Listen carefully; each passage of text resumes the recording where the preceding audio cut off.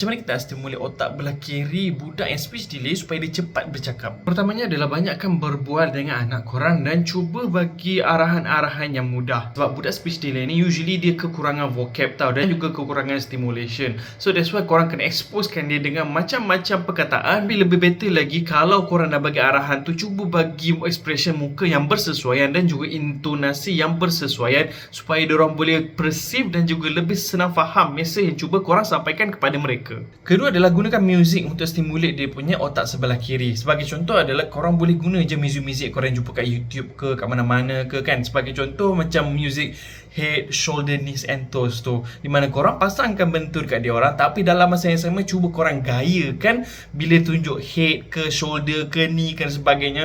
Sebab dalam masa sama bila ada muzik stimulate dia punya telinga tu, tapi dalam masa sama bila korang gayakan di mana yang muzik tu tunjukkan, so dia akan lagi memudahkan budak tu untuk belajar, sebab dekat situ ada stimulation daripada muzik, daripada telinga dan juga stimulation daripada dia punya penglihatan. Ketiga adalah galakkan pembacaan dan juga storytelling dengan anak, dan benda ni perlukan kerjasama antara mak bapak dan juga anak lah, di mana korang kena baca sekali dengan anak-anak tu. Dan kalau dah baca tu, pastikan baca kuat-kuat dengan intonasi yang sedap, dan kalau boleh buku tu ada gambar yang besar, dan dalam masa sama cuba bertanya-tanya dengan anak tu, tunjuk ini apa, di manakah kucing dan sebagainya.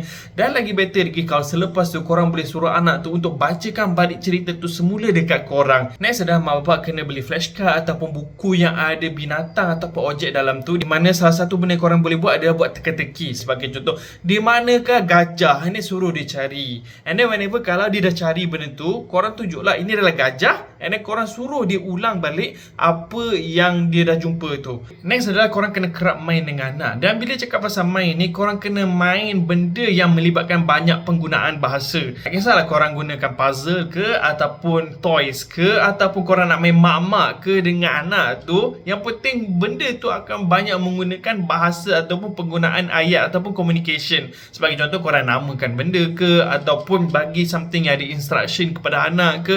Yang penting mulut anak tu kena sentiasa bergerak. Benda paling penting sekali adalah kurangkan screen time kepada anak, especially benda-benda yang tak membawa manfaat kepada diorang lah, YouTube ke apa benda ke. Tapi kalau benda-benda yang macam kita cakap tadi tu, macam head, shoulder, knees and toes tu, tak ada masalah lah. Tapi benda-benda tak ada manfaat tu jangan bagi diorang, dan instead of korang bagi screen time kat diorang tu, better korang prioritas membuat aktiviti dengan diorang, especially benda yang melibatkan banyak speech. Sebab benda-benda ni lah yang akan stimulate diorang punya otak sebelah kiri. Sebab even ada kajian pun menunjukkan yang kalau korang ada excessive screen time pun boleh menyebabkan anak tu ada speech delay. So generally stimulation untuk otak sebelah kiri ni sangat penting lah, sebab otak sebelah kiri ni lah bertanggungjawab untuk speech kita ataupun anak-anak kita. So in order untuk diorang boleh bertutur dengan elok, memahami apa yang korang buat, memang korang kena ada banyak aktiviti dengan diorang, sama ada membaca ke, bermain ke, menyanyi ke, ataupun berbual ke. Sebab ini memang memerlukan komitmen yang betul-betul. Anda kata kalau korang nak anak korang pulih betul-betul. Awal ni mungkin mak ayah akan rasa macam susah lah, kenapa progress dia lambat lah, sedikit je membantu walaupun aku dah cuba macam-macam.